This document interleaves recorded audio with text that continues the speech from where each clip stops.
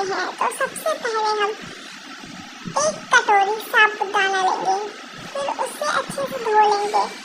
2-3 बार अच्छे से पानी से वॉश कर लेंगे, जितने भी उसका सारा वाइट पानी है सब निकल जाएगा। एक और बार अच्छे से धोएंगे, फिर हमने इसे धो के फिर से सोक होने के लिए रख देंगे। इसमें पानी भर के सोक होने के लिए रख लेंगे। फिर दूसरी तरफ आलू लेंगे, आलू को अच्छे से छील उसे काट के बॉईल होने रख देंगे। फिर एक तरफ आप समा के चावल लेके उसे पीस के उसका पाउडर बना लें, उसे छान लेंगे। फिर एक तरफ हरी मिर्च, अदरक, जीरा, सेंधा नमक काट लेंगे और फिर दूसरी तरफ आलू को मैश करके उसमें मूंगफली क्रश करके डालेंगे। उसमें समा का चावल का आटा डालेंगे। फिर जो हमने हरी मिर्च, अदरक, नमक वगैरह निकाल के रखा था वो डाल देंगे।